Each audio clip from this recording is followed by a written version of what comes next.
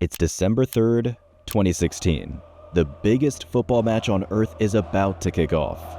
El Clasico. It's Barcelona versus Real Madrid. Ronaldo versus Messi. Over 600 million people are watching. Barcelona needed to win to close the 6-point gap with Real Madrid. For most of the game, it looked like they would pull it off. Luis Suarez scored, and they held the lead deep into the match. But in the final minute, Sergio Ramos headed in a dramatic equalizer, ending the game 1-1. That night, superstar Ronaldo didn't score or assist. He stayed unusually quiet, and it was surprising. Even though he looked focused, maybe deep inside, he couldn't stop thinking about what happened yesterday. Just the day before, he was in his Madrid villa, relaxing and mentally preparing for the big game, until he got a call from his agent, whose voice was intense. The documents were out. Everything had been exposed. Ronaldo looked at his phone, and he couldn't believe his eyes. Words like prison time and tax fraud were everywhere. Der Spiegel, a major German news magazine, had just published the story. Ronaldo was accused of tax fraud, allegedly hiding taxes on 150 million euros worth of income. Every detail was exposed in leaked documents posted online by an anonymous hacker. These were the kinds of headlines that would kill sponsorships and destroy legacies. Behind the scenes, agents were panicking, lawyers were racing to write statements, and club executives were preparing for war. The stakes had never been higher. But Ronaldo wasn't the only one. This hacker leaked thousands of secret documents online on a site called Football Leaks.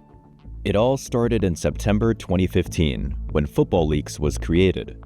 Using hacked documents, it exposed secret transfers, salaries, agent fees, and hidden deals. The goal was to reveal the dark side of football and force transparency. At some point, there were more than 18 million hacked documents, around 3.4 terabytes of data. It was way too much for Football Leaks to check alone, so they decided to give all the files to Der Spiegel for free. Instead of keeping it to themselves, they decided to share it with a group of trusted European media partners. Together, they formed the European Investigative Collaborations Network. This group included outlets like El Mundo in Spain, L'Equipe in France, and the Sunday Times in the UK, and others. Journalists across Europe worked for months, verifying the documents, cross-checking emails, contracts, and financial records. They built stories piece by piece, revealing tax fraud schemes, secret transfer fees, hidden player contracts, and deals that no fan had ever seen before. In December 2016, the first big stories came out. They covered Ronaldo's tax case, but also revealed smaller details, like a sponsor deal where he made 1.1 million euro for a single-day photo shoot with a Saudi telecom company. From there, more leaks kept coming for years, each one shaking the football world. Gareth Bale. Real Madrid always said they paid around 91 million euros to sign him from Tottenham, but the leaked documents showed the real fee. 100.8 million euros, making him the most expensive player at that time. Neymar was also in the spotlight when his real salary was leaked at Barcelona. Jose Mourinho, Mbappe, even Messi. A leaked contract showed he could earn up to 555 million euros over 4 years at Barcelona, with an annual salary of around 71 million euros. And finally, big clubs were exposed for inflating sponsorship deals to cheat UEFA financial fair play rules and avoid penalties. These secrets showed that football wasn't just a game on the field. It was a game of power, money, and hidden deals behind the scenes. Until John, the nickname he gave himself, finally stepped forward, still staying anonymous. He started talking to newspapers, explaining why he leaked the documents, but without revealing his real identity. They did describe him though, and they even said he stayed in an Eastern European city. John said that he's a football fan and that he knows almost all the players of the major European leagues and even the lineups of the second and third team leagues. So, as a true fan, he is mad about all the guys who are destroying football. From the cafe, he led the journalist to his secret hideout, an old, abandoned office building. They walked down a dark hallway until he stopped at a small door. Inside was his room. a simple mattress on the floor, and a desk with a single laptop. On that laptop were thousands of leaked documents. He quickly showed the reporter a few files, then slammed the laptop shut. Later that night, as a true football fan, he went to a restaurant to watch the Champions League match between Real Madrid and AS Roma. On the screen, his idol, Cristiano Ronaldo, was playing, the best player in the world, at least in his eyes. He told the journalist he didn't care if he exposed his favorite players or clubs. For him, it wasn't about being liked, it was about justice. John said he isn't really afraid of the police. What truly scared him were the Kazakh and Turkish names linked to a mysterious sports marketing company called Doyen Sports. One of those names was Tevfik Arif, a powerful businessman with rumored ties to shady deals around the world. A quick Google search pulled up words like mafia and murder. Doyen was a giant agency known for controlling players through third-party ownership deals. John leaked their secret contracts, exposing just how big a cut they took from transfers. He had hurt them badly, and now they wanted revenge. Doyen's hidden deals and offshore contracts gave them power and huge profits. When John exposed everything, he didn't just embarrass them, he put their empire at risk. Fans saw them as villains, treating players like stocks. Suddenly, no one wanted to work with them, and their influence started to crumble. That's why they cared so much, and why they would do anything to stop him. One morning in a London apartment, Doyen's boss, Nelio Lucas, opened his laptop and found an email from a mysterious sender, Artem Lobazov. That was his first contact with John. The leak is much bigger than you can imagine. The entire operation of Doyen Group is known. All this and much more can appear online. Surely you shouldn't want that, right? But we can talk. I have no interest in harming you or your collaborators. I have nothing against you, even respect for the way you rose to the top of the football world. I don't know who you are, but tell me what you want. A generous donation, and you can be sure that all the information I have will be deleted right away. That was the moment the blackmail started. But before we see how this dangerous game ends, let's go back to Ronaldo. It's January 2019, Madrid. Ronaldo sat in court. His request to slip in through an underground garage was denied, forcing him to walk past a wall of cameras. Spanish authorities accused him of hiding millions. They claimed he used random companies to avoid paying taxes in Spain. At the heart of the case was a small company based in Dublin, Ireland, Multisports and Image Management, or MIM for short. On paper, it looked simple. Big brands like Nike, Tag Heuer, and EA Sports paid Ronaldo millions for using his image, face, name, and brand.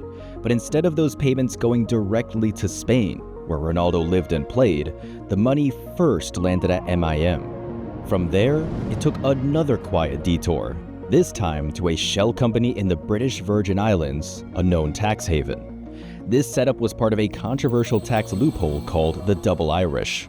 For years, multinational companies had used it to legally reduce their taxes by shifting profits between Ireland and offshore locations. But by the time Ronaldo's case hit the courts, the loophole was already under fire, and many called it a form of legal tax evasion. In Ronaldo's case, prosecutors argued this strategy wasn't just clever accounting. It was criminal. It allowed him to hide millions from Spanish tax authorities. Whether it was intentional or not didn't matter. The paper trail was clear. In total, these deals involved about 150 million euros in image rights income. By routing the money through tax havens, he allegedly dodged 14.7 million euros in taxes. He denied wrongdoing, insisting he had followed the advice of his financial team. Even the Football League's president backed him, calling him completely innocent. In the end, he took a deal. He paid nearly 19 million euros in fines and accepted a 2-year prison sentence. But under Spanish law, first-time offenders with sentences under 2 years don't actually serve time, so he walked free. By then, Ronaldo had already left Spain. He had moved on from Real Madrid and signed with Juventus in Italy, leaving the tax chaos behind. But for Doyen Sports, the real chaos was only just beginning. It started when John, using his new nickname Artem, sent them an email asking for a generous donation to make their secrets disappear. What do you mean generous donation? Somewhere between 500,000 euros and 1 million, I think, will be a good donation for this material. Lucas stared at his screen. At first, he was almost surprised. He actually thought Artem would ask for much more, so he agreed to meet him in real life. They arranged a secret nighttime meeting between the lawyers at a highway gas station outside Lisbon. Outside the gas station, an undercover police car was parked, a backup plan set up by Lucas just in case things went wrong. Inside, 2 officers sat at a table, pretending to eat but ready to step in if necessary. Lucas and his lawyer waited nervously for John's lawyer to arrive, unsure if he would even show up. After a few tense minutes, he finally appeared. They sat down to discuss the deal and look over the contracts that needed to be signed. During the conversation, Lucas's side kept pressing for details. Their real goal wasn't just to negotiate, it was to dig up any clue they could about John's true identity or where he was hiding. But his lawyer didn't give them much. He only described John as a brilliant computer expert, an expert who caused severe damage to Doyen and triggered a media firestorm against the company. Behind the scenes, Lucas tried to hold things together, but legal cases stacked up. After the leaks, Doyen Sports was done. Their reputation was destroyed, their business model collapsed, and they lost key legal battles. Within a year or 2 of that gas station meeting, the company completely vanished from the football world. And the true identity of the man behind John still remains a mystery, at least for now. Police across Europe were hunting him. After the leaks exploded, John became one of the most wanted figures in football. Investigators worked non-stop. They traced email servers, tracked IP addresses, and quietly talked to anyone who might know more. Meanwhile, John kept moving like a ghost. He switched apartments, changed devices, and hid behind layers of fake names and VPNs. He always stayed one step ahead. Until the police finally found the lead. A name: Rui Pinto. He was from Porto, Portugal, and was believed to be hiding somewhere in Eastern Europe. They suspected this was the real man behind John. But at first, all they had was a name. No concrete proof, no exact location. They couldn't move in yet. But the authorities did have one advantage. They knew about his family. His father and sister still lived in Portugal. So they wiretapped their phones and watched them closely for months, hoping to find a clue that would lead them straight to Rui. Then, they caught a break. His father had bought plane tickets to Budapest. The police believed he was going there to meet his son, since they knew John was hiding somewhere in Eastern Europe. So they followed his father the entire journey, from the airport in Portugal all the way to the streets of Budapest. They stayed close as he arrived at an apartment building. When his father greeted the person at the door, investigators knew right away they had found Rui's hiding place. Finding the apartment was a breakthrough, but not the finish line. Authorities still had to be sure. Who else was inside? Were there escape routes? Did he have surveillance running? Was he armed? So they watched the building. Cameras were set up. His internet activity was quietly monitored. They even studied the trash, looking for signs of how he was living and what he was working on. Rui didn't know it yet, but the walls were closing in. The people had waited for this moment for years. Finally, they got the football league's mastermind. Or did he already know they were coming and managed to escape? Growing up, he was obsessed with computers. He taught himself how to hack, spending his nights digging into places most people wouldn't even dare to look. He wasn't trained by any intelligence agency, and he didn't come from wealth, power, or prestige. He was just a kid who grew up with a second-hand computer and a curious mind. In his mind, exposing corruption wasn't just a hobby, it was a duty.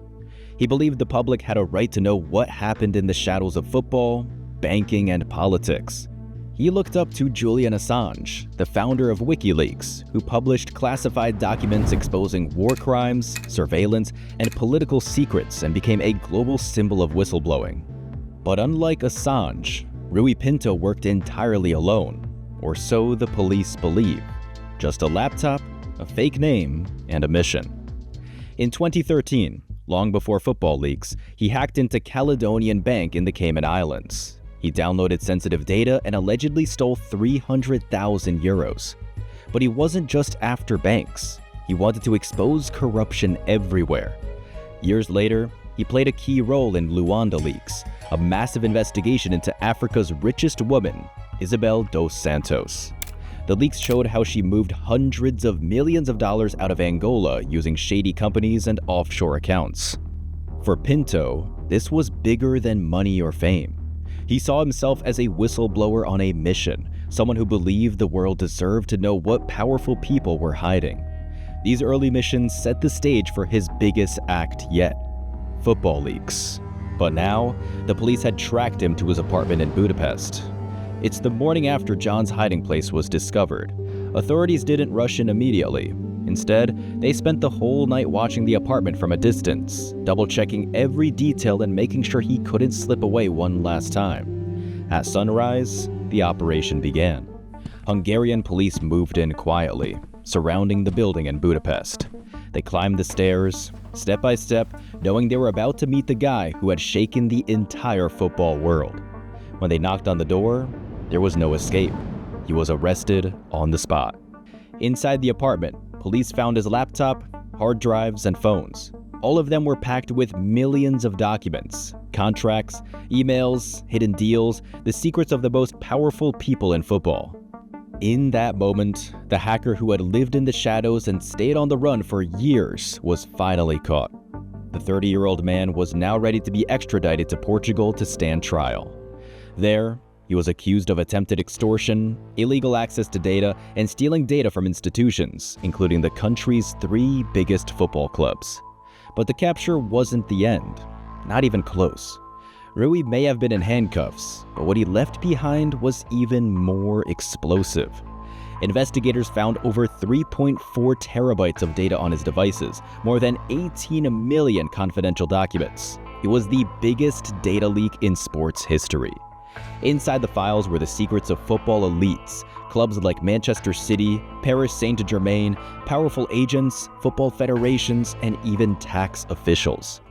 But while the world was reading his leaks, things back in Portugal turned ugly. Some people called him a criminal, a hacker who crossed the line. He was flooded with thousands of death threats from furious football fans. Others called him a hero. No matter which side they were on, one thing was clear: the truth was out. And now, Rui Pinto had to answer for it in court. This wasn't the future he had hoped for, but deep down, he always knew this moment might come. So he had prepared for the worst, just in case this day ever came. Long before his arrest, while still hiding out in Budapest, he reached out to someone who had helped people like him before, William Borden, the French lawyer known for defending whistleblowers like Julian Assange and Edward Snowden. The two met in Budapest. Pinto explained everything: the leaks, the risks, and what he was trying to fight for. Borden agreed to help. But the trial would take place in Portugal, so he brought in someone he trusted, Francisco Teixeira de Mota, a respected Portuguese lawyer known for defending journalists and freedom of speech. Together, they would fight to protect Pinto, not as a hacker, but as a whistleblower.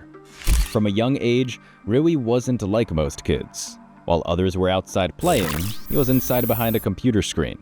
He was a huge football fan, though, and proudly supported FC Porto. But school? That was a different story. Teachers remember him as smart, maybe even the smartest in the class, but only when he felt like it. He skipped classes often, choosing to teach himself everything about computers at home. Almost everything he knew about hacking and security, he figured out on his own. Now, you're probably expecting me to say he dropped out and started hacking, but that's not what happened. Rui graduated from high school, and in 2008, he started studying history at the University of Porto. But in 2013, something changed. He signed up for a study abroad program in Budapest. It was there, in the heart of Eastern Europe, that the pieces started falling into place. His skills, his mission, and his future as the mysterious figure who would later shake the world of football. The verdict was finally in. Pinto stood before the judge as the decision was read aloud. He was found guilty on several charges, including attempted extortion, unauthorized access to data, and violation of private communications. The evidence was clear. He had broken the law. But the court also recognized something else. Pinto hadn't hacked for personal profit. He didn't try to sell secrets to the highest bidder. He had exposed corruption and helped launch investigations across Europe. So instead of prison, the judge handed him a 4-year suspended sentence. That meant he wouldn't go to jail as long as he stayed out of trouble. So he walked out of court a free man, but not an innocent one. Depending on who you ask, he's either a criminal or a hero. Rui Pinto's leaks didn't just expose players and agents. The documents shook the foundations of some of the world's biggest clubs, like Manchester City. Hidden inside the Football Leaks files were internal emails and confidential documents that raised serious questions about City's financial dealings. So, of course, it triggered a major investigation by UEFA in 2020. Eventually, the club was banned from European competition and fined 30 million euros for breaching financial fair play rules. After appealing, the ban was overturned and the fine was reduced to 10 million euros, but the club's reputation took a hit. Some clubs are even preparing to sue City for lost prize money if the charges stick. I guess we'll see what happens next. If you want more stories like this, just click the video on your screen now.